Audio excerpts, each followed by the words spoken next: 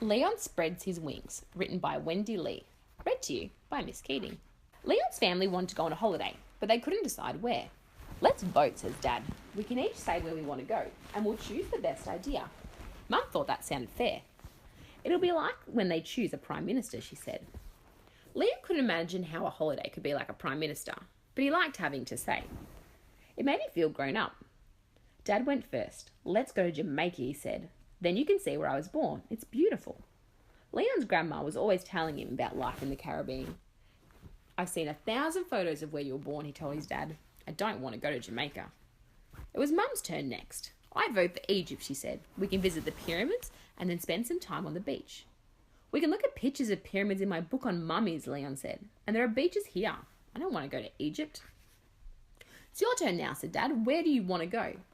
Actually, I don't mind, replied Leon, as long as we don't have to get there on a plane. I don't want to fly. Airplanes are the safest way to travel, said Mum. I don't care, said Leon stubbornly. I don't want to go on one. His parents looked at each other and smiled. I don't mind not going to Jamaica, said Dad. August isn't the best time of the year in the Caribbean. I don't mind not going to Egypt, said Mum. It can get unbearably hot there. I know, said Mum excitedly. Let's go on a mystery holiday. Leon had no idea what that meant. We'll pack up the car, take a tent, and just drive and see where we end up, she explained. Great idea, agreed Dad. We haven't been camping in years. We'll drive south until we can see the sea. And then what?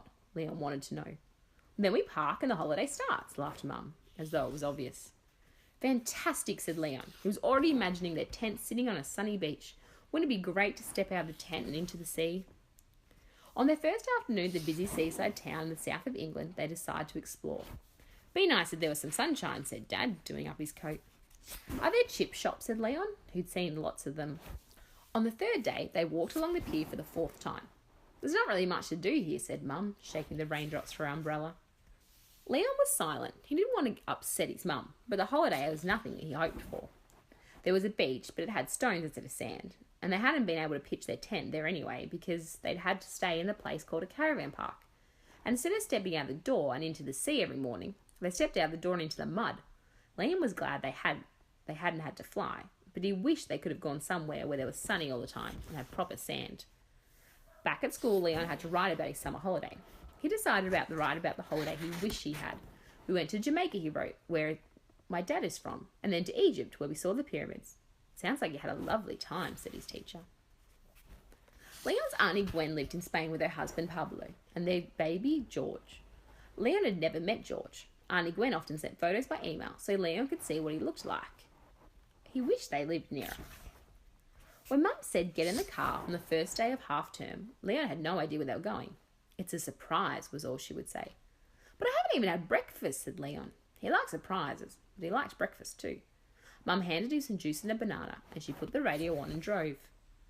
How will I know when we're nearly there, Leon asked, after about half an hour. You'll see planes in the sky. We'll be very close, said Mum. You tricked me, cried Leon, as a big aeroplane flew overhead. I don't want to fly, he had to shout because the plane was so loud. Just trust me, yelled Mum, parking the car. As they walked through the big glass doors of the airport, Mum smiled the biggest smile ever. Leon looked where she was looking and saw Auntie Gwen coming towards them holding baby George. We're staying for a week, Auntie Gwen told Leon as they all climbed into the car. Leon was so excited. He was getting a whole week with baby George. In the car seat, George was holding onto a blue blanket. What's that for? Leon asked. It's George's blanket, said Auntie Gwen. It makes him feel happy and safe. It must work, said Leon. He's just got off a plane and he isn't even crying. Auntie Gwen smiled. George can do anything as long as he has his blankie. I could do with one of those, Leon told her. Don't be silly, said Mum. You're much too big. Far too grown up for a blankie, agreed Auntie Gwen. Over the next few days, Lee and his family went on lots of outings with George. At the park, George fell over, and one hug of his blankie stopped him crying. At the zoo, a monkey screeched right into George's face, which was scary, scary. Then Auntie Gwen gave him his blanket and he calmed down straight away. When it got dark, Liam would point out the window and whisper to George, Look, George, there's the moon. And even though Liam was with him, George always clutched his blankie a little tighter in the darkness. When George had to go home, Liam was sad all day. He couldn't bear to eat lunch, and after supper he tried to cheer himself up by drawing a picture of him and George dancing on a Spanish beach. That's lovely, said Mum. Let's stick it on the fridge for Dad to see. When he went into the kitchen, Leon saw George's blankie lying on the counter. Mummy called. George has forgotten his blankie. He won't be able to get on the plane. George has already been on the plane, Mum told him. He'll be back home in Spain by now. Leon was horrified. Please ring and check, he said. Mum smiled as she put the phone down. George slept all the way home, she said. He didn't even notice his missing blankie. Auntie Gwen says you can give it to him next time you see him. At school, Leon had to write about his half term. My baby cousin came over from Spain, he wrote. He couldn't do anything without his blankie. Cousin sounds very sweet, says his teacher. An invitation had come in the post. Auntie Gwen's having a big party for baby George's 2nd birthday. She wants us all to go, Mum told Leon. Leon was so excited he felt like he would burst. But then a thought occurred to him. Will the party be in Spain, he asked later, already knowing the answer. Of course it will, Mum told him. We'll have to go on a plane, said Leon. And I don't want to fly. Oh, said Mum, thinking for a moment. Well, how about you stay here with Dad and I'll go on my own? I'll email lots of photos and it'll be almost like you there. Leon imagined George's party with a clown and a big cake shaped like the moon, and he felt very sad that he wouldn't be there, and a bit jealous that his mum would. That night, Leon took George's blanket to bed with him, to remind him of George, just to see what would happen. Leon slept with his nightlight off for the first time, and he didn't feel scared at all. The next day, Leon took his blankie with him to the dentist. He kept it under his top so the dentist wouldn't see, and when the dentist started examining his teeth, Leon held the blankie tightly and thought of George's little face. Before Leon knew it, the dentist had finished, and he hadn't cried once.